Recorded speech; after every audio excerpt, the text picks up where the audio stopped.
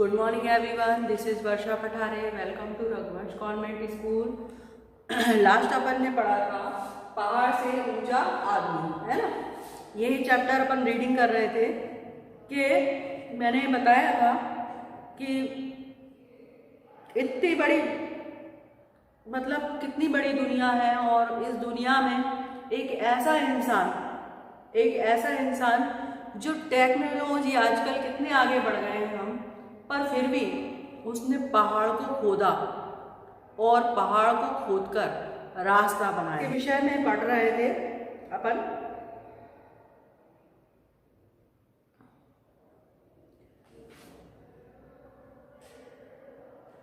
उसका नाम था दशरथ माझी, ठीक है। अपने जैसे उसने क्या है, उनकी जो जीवन संगनी मतलब उनके साथ में जो रहती थी उनकी पत्नी, तो एक बार क्या हुआ, वो बहुत बीमार पड़ गई थी। तो समस्या ऐसी आई कि उसको पार करना था और उसको पार करने में भी बहुत परेशानी हुई, क्योंकि अस्पताल जो था वो बहुत दूर था। जाने के लिए पूरे पहाड़ को क्रॉस करना पड़ता था, लंबा रास्ता था, ठीक है। तो उन्होंने क्या करा,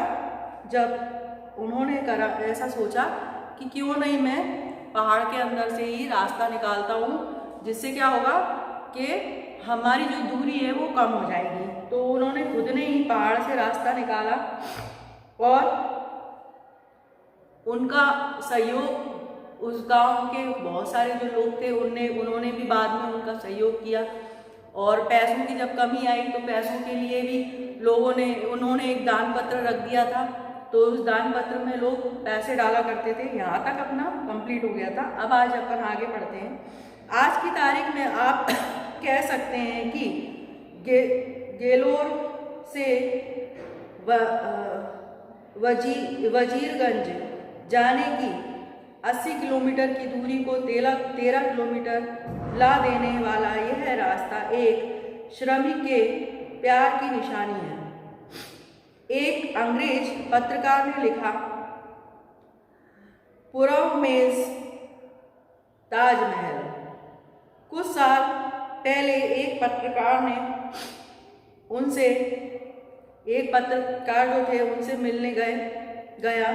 तब एक फक्कड़ कबीरपंथी की तरह यायावारी कर रहे दशरथ माझी ने उन्हें अपनी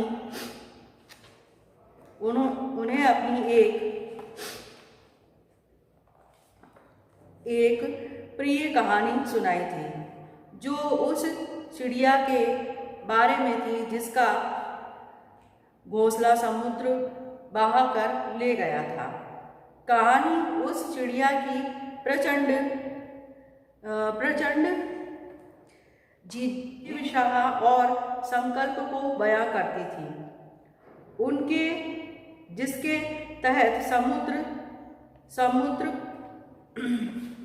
समुद्र द्वारा घोंसले न लौटाने पर चिड़िया ने अकेले ही समंदर को सुखा दिया और संकल्प लिया। शुरुआत से उसे पागल करार दे दिया गया कि चिड़िया भी उसके साथ जुड़ गई। और फिर विष्णु का वाहन गरुड़ भी इन कोशिशों का हिस्सा बन गया। फिर बीच बचाव करने के लिए खुद विष्णु को आना पड़ा, जिन्होंने समुद्र को धमकाया कि अगर उसने चिड़िया का घोंसला नहीं लौटाया तो पल भर में उसे सुखा दिया जाएगा। मतलब उनको एक किस चीज़ से ये जिज्ञासा मिली, तो उन्होंने एक कहानी बताई चिड़िया की। तब पत्रकार ने जब उनसे पूछा कि कहानी की चिड़िया क्या आप ही हैं, इसके जवाब में आंखों में शरारत भरी मुस्कान लिए दशरथ माझी ने बताया। दशरथ माझी ने क्या करा, आंखों मतलब जब उन्होंने पूछा पत्रकार ने कि क्या वो आप ही है वो चिड़िया जिसने समुद्र को सुखा दिया था, तो दशरथ माँ जी ने हंसकर मुस्कुराकर कहा, क्या कहा, कुछ कहा नहीं, बस आंखों से इशारा कर दिया और बात को वहीं के वहीं टाल दिया। पिछले कुछ सालों में दशरथ माँ जी कबीरपंथी साधु बन गए थे और यायावर बने हुए थे, लेकिन कबीर का उनका स्वीकार महज ऊपरी नहीं था।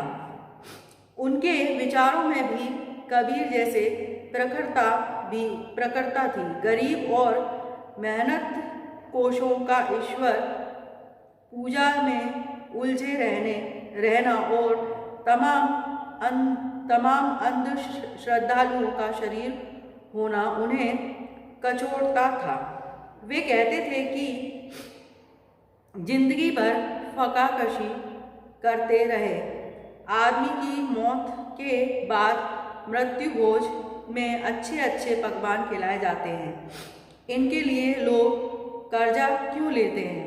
इसके लिए लोग कर्जा क्यों लेते हैं? दशरथ माँ जी हमारे बीच नहीं हैं, लेकिन क्या वे हमें उस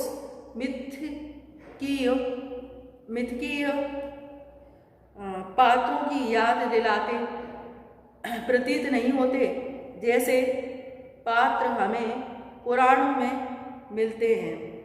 फिर वह चाहे प्रोमेथियस हो या भागीरथ।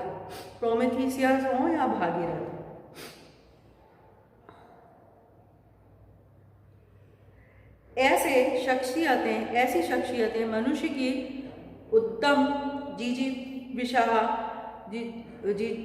जीविशा को प्रतिबिंबित कर रही हैं। अपनी कोशिशों से प्रकृति की दानव शक्तियों को इंसानियत दुश्मनों से लड़ रही होती है। अपने जीवन का फलसफा बयान करते हुए उन्होंने एक पत्रकार को शायद इसलिए बताया था कि पहाड़ मुझे उतना ऊंचा कभी नहीं लगा जितना लोग बताते हैं। मनुष्य से ज़्यादा ऊंचा कोई नहीं होता। क्या कहा उन्होंने? पहाड़ जो था वो उनको कभी इतना ऊंचा नहीं लगा जितना कि लोग बताते थे। ठीक है, तो ये आपका चैप्टर आज कंप्लीट हो गया। इसका जो PDF है मैं आपको जल्दी सेंड करूँगी। Okay, thanks for watching video. Stay home, stay safe.